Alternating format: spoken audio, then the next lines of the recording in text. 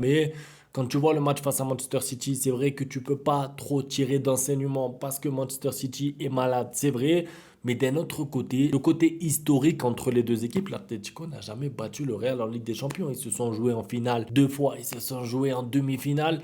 Tout le temps le même résultat, tout le temps pareil. Le Real qui se qualifie, qui se qualifie, qui se qualifie. Donc peut-être qu'il y aura des temps forts de l'Atlético, peut-être même que Griezmann ouvrira le score, mais à la fin du match, je pense que le Real Madrid sera vainqueur. Peut-être que je me trompe et j'espère me tromper. J'espère que l'Atlético nous surprendra, mais avantage expérience Real Madrid, au moins en Ligue des Champions. Après en Liga, c'est autre chose. En fait, c'est pas la même atmosphère.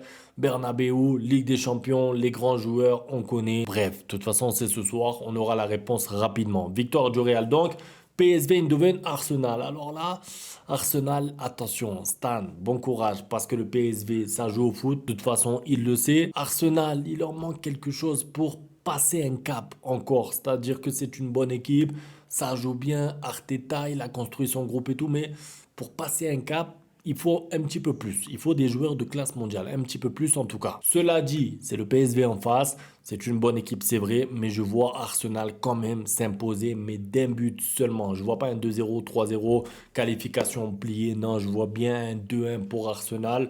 C'est vrai qu'Arsenal, sur le papier, est favori, mais de peu. Vraiment, ça va être serré et ça peut être un beau match à suivre. Bon, de toute façon, hein, oui, c'est le problème. Je voulais vous parler de ça aussi rapidement. Regardez tous les gros matchs qu'ils nous ont mis en même temps demain. Le Bayern qui joue en même temps que le Barça, en même temps que le PSG. Bon, voilà, on aurait bien aimé peut-être voir le Barça d'un côté, ensuite 2 heures après le PSG, je sais pas comment ils s'organisent. Après, je sais, tu peux pas mettre les grosses équipes à 19 h parce que bon, les droits télé, les spectateurs, les audiences, tout ça, je comprends. Et du coup, soit on va rater des matchs, soit on sera pas concentré parce que moi, en tout cas, à chaque fois que je mets 2 ou 3 matchs en même temps, j'ai mal à la tête, quoi. J'arrive pas à suivre. Je suis même plus pertinent après quand je fais des débriefs parce que j'ai du mal à suivre bien tout ce qui se passe. Donc, dommage pour ça. C'était une petite parenthèse. Reprenons maintenant Dortmund-Lille. Alors, Dortmund-Lille, c'est en Allemagne. Lille, attention, parce qu'en Ligue des Champions, ils ont battu le Real Madrid quand même, mais c'était chez eux. Là, c'est à Dortmund. Dortmund qui fait partie de ces équipes qui, à chaque fois, pareil, tous les ans, oh, Dortmund, bon, c'est faible et tout. Parce que,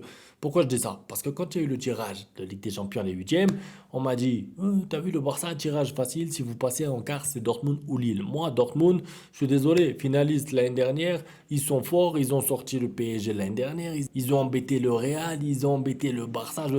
Dortmund, c'est Dortmund. Tu joues là-bas en plus à l'extérieur pour Lille, bon courage. C'est pas une équipe facile à jouer en Ligue des Champions, jamais. Maintenant, cela dit, je vois Lille quand même accrocher Dortmund et je vois un match nul entre les deux équipes avec du coup la qualification qui se jouera au match retour. C'est vrai que Lille vient de se faire écraser par le PSG, mais c'est pas pareil. C'est pas la même chose. Ligue 1, tu es déjà pas champion, tu laisses passer le match parce que quelques jours après, t'as le match de Ligue des Champions. Je pense qu'ils vont tout donner. Ils ont une équipe vraiment athlétique, forte physiquement.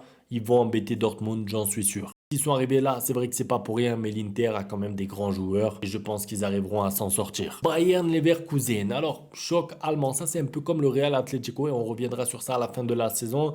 Est-ce que c'est bien d'avoir déjà des chocs entre équipes du même championnat en huitième de finale? Real Atlético en huitième, Bayern contre Leverkusen, pareil en huitième et le PSG contre Brest la dernière fois en 16e. Bon, il y aura des petits trucs à corriger avec ce nouveau format de la Ligue des Champions, je pense. Maintenant, ça va être un bon match. Franchement, ça va être un bon match. Je vous ai dit, j'aurais aimé le suivre. J'aurais aimé le voir ce match parce que les Wirtz, les joueurs du Bayern, Olise et tout, il y a du talent sur la pelouse. Les deux équipes se connaissent. On voit quand même le Bayern s'imposer parce que c'est à domicile. Parce qu'ils sont chez eux. Mais pareil, de peu, ça va être serré. De toute façon, honnêtement, hein, quand je vois toutes les affiches comme ça, je pense qu'il n'y aura pas beaucoup de résultats 2 ou 3-0. En fait, je pense que pas beaucoup d'affiches seront scellées, pliées pour la qualif après le match aller. Je pense que quoi qu'il arrive dans presque tous les matchs, on devra attendre le match retour. Et tant mieux pour le suspense. Non, je sais pas pour vous, mais moi, quand il y a des 3, des 4-0, parce que le PSG contre Brest, encore, je prends l'exemple, mais 10-0 sur le cumulé des deux matchs, 7-0 par-ci, 3, 4-0 par-là.